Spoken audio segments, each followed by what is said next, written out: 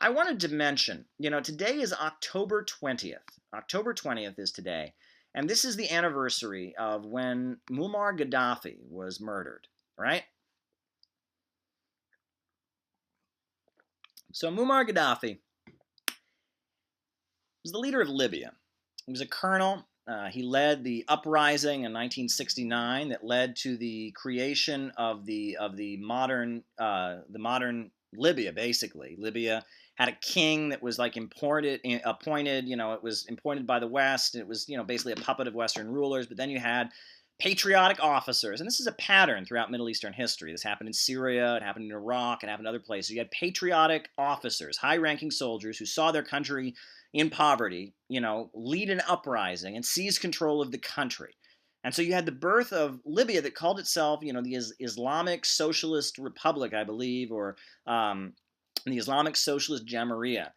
And the increase in the standard of living that was carried out in Libya by Gaddafi is not small, right? And there's all kinds of people that want to just poo-poo that, be like, oh, but he was a dictator.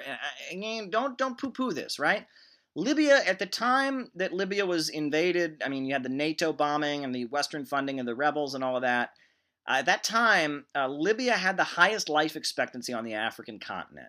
Gaddafi actually built, the Gaddafi government, the Islamic Socialist government, built the world's most efficient irrigation system. And they brought irrigation, water, to parts of the desert so they could start farming. Right? Healthcare was provided to people. College was provided to people. Every family, when they got married, they got like the equivalent of like some $20,000 to start their family with. People were, education. If they couldn't give you the education you needed in Libya, Libya sent a lot of people to different countries and paid for them to get college in other countries in order to make sure they got the education they needed. What Libya carried out, what happened in Libya under the leadership of Gaddafi was unprecedented. And it's crazy because there's all these reports where people will just say things like, well, Gaddafi impoverished his people. No, the leaders of Nigeria are impoverishing their people.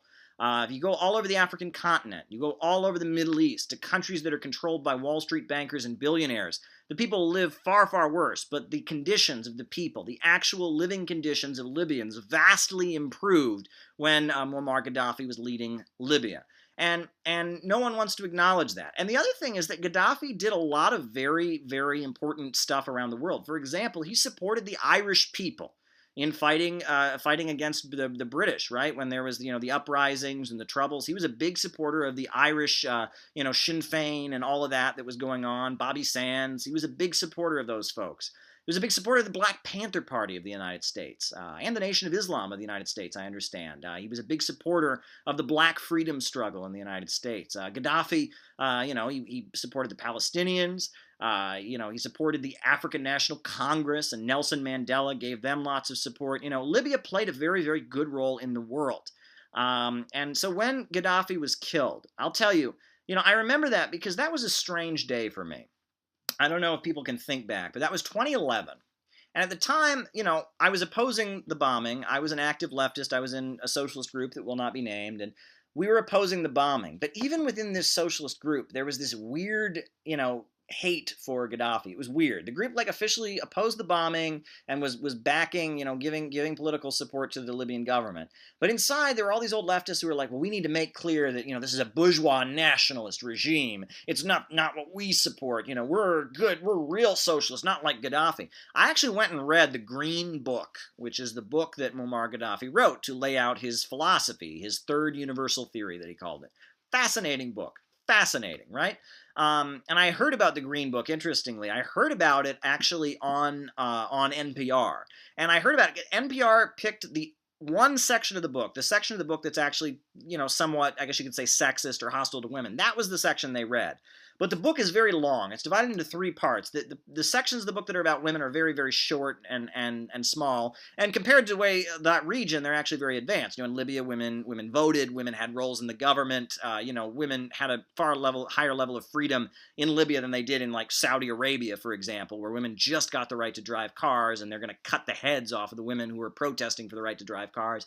But anyway, back to Libya. Libya. There's some stuff in that section of the Green Book that's not good. That obviously is not friendly to women. But most of the Green Book is not about that. The first section of the Green Book is about democracy. The second section of the Green Book is about socialism and his theories about socialism. And the third section is the social basis, where he talks about cultural and social issues. And a lot of that's pretty progressive and liberal for that region compared to what people were saying back in the 1970s and the way a lot of countries in that region were at that time. It's actually pretty forward thinking. But regardless, that was the only section. So I went and read it, and I actually was like blown away. And if you looked at Libya, right? I mean, the oil was in the hands of the government. It was illegal to make profits from housing. It was illegal to make profits from food. Basically, all the centers of economic power were in the hands of the government. And you had like these things they called popular assemblies or popular committees that organized the country. And I thought that that Libya, in terms of actually making people's lives better and using socialist methods to develop, that Libya was worth studying and looking into. And even this group that I was aligned with, even they, it was like, oh my God, we don't want to support, it was weird. It was very, very weird. And so I'll never forget the day, October 20th, 2011, the day that Gaddafi died, because that was one of my first moments of realizing that maybe something is off about the mainstream political left. Something's off.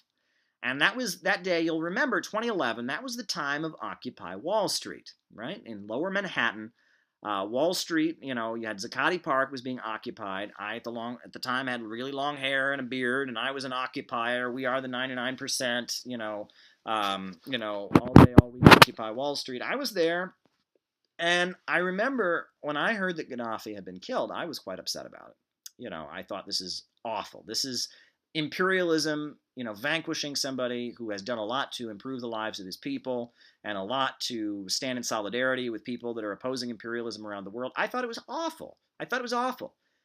But all of the, anarchists and all of the Trotskyites and all the people that were there selling their paper hated Gaddafi and were on the wrong side of it. And even the socialist group that I was with was like, well, no, he was a bad guy. He was a bourgeois nationalist, wasn't a true communist. But oddly, and this is where it gets interesting, oddly, there were a lot of young people in that park, roughly the same age that I was, early 20s, who actually sympathized with Gaddafi. These were people from the Midwest, people from, Ohio and Kentucky and Illinois and places like that who'd bust in for Occupy Wall Street. Young people who were suffering in this low-wage economy, who saw Occupy Wall Street on TV and wanted to be part of it. A lot of them bust in. A lot of them were fans of like Alex Jones and InfoWars and that kind of thing. But you talk to them, and even though they weren't communists, even though they weren't Marxists, even though they didn't have the correct political line, they knew that Gaddafi being killed was wrong. And the leftists, the doctrinaire, the one true party, the people that are in the group that's selling the newspaper, the good, obedient, campus, Trotskyite, anarchist, whatever, they didn't get it. And I thought that was interesting. That was my first moment of realizing that something about the mainstream left, something about the people who go around, who have the franchise, I guess you could say, of socialism and communism in the USA, something's off about them. That was the first time I realized it. And I mean, it wasn't the first time. I mean, there were other hints I had, but that was a moment where I thought, what is weird? I'm from Ohio. I'm a young person who's, critical of capitalism and opposed to the system. And I think that killing Gaddafi is an awful, awful thing. And so do all these other people. But yet the left, they don't have the same emotions that I have, right? I mean, the ones who oppose the bombing, they officially oppose the bombing. We oppose the bombing, but they don't, they don't think that what Gaddafi did for the people of Libya was a good thing. They don't think that Gaddafi fighting against imperialism was a good thing, and their emotions didn't line up with it. Whereas these young people that I didn't agree with, these young people that were Alex Jones fans or anarcho-capitalists or didn't have any ideology, were just kind of against the system man, or maybe they were liberals, kind of Rachel Maddow types, and they wanted to tax Wall Street more.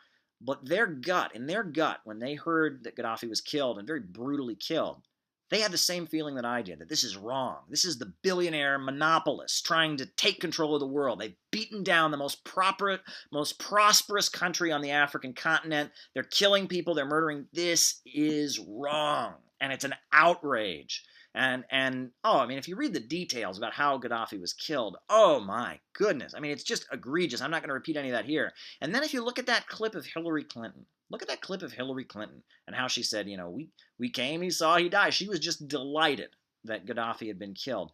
It's sick and twisted. It really is. And I will say that the Nation of Islam, the Nation of Islam played a very good role in protesting that. The rallies that were called by little socialist groups that were against the bombing were pretty small.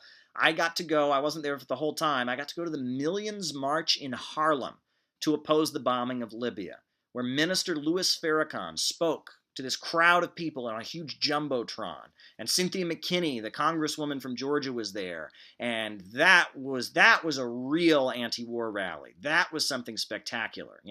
This wasn't a peace parade. It was African Americans in the United States who consider their people to be a nation that is oppressed, that is colonized, standing in solidarity with another nation, the nation of Libya, against imperialism. That was exciting. That was exciting. And that's why I got to tell people, people, I told you I had this weird experience tonight with somebody shouting at me, but that's the thing, is that the left, the organized political left as it is right now, is kind of a dead end. We know that, right? All the, the ISO and the RCP and the QWX and the HYZ and the Fourth Committee of the 12th International of the Tendency of the Committee of the Party of the, it's a mess. It's a mess, right? I played that game for a long time. I got to tell you folks, it's a mess, right? We need some new thinking. We need political innovation. That is what we need in the United States more than ever right now. We need political innovation. People questioning the old rules. If any of that stuff was going to work, it would have worked by now. And it would have worked when the economy collapsed back in 2008. When the economy collapsed, 2008, 2009, it would have worked, right? I mean, they would have, made use of the crisis, built huge leftist organizations. It didn't happen. The left got weaker in the face of a crisis. So something's off about all that stuff, and we need political innovation. We need people to break the rules. Break the rules. When you join a socialist group, when you get your orientation, they give you a bunch of rules. Question those rules. Break those rules. I dare you.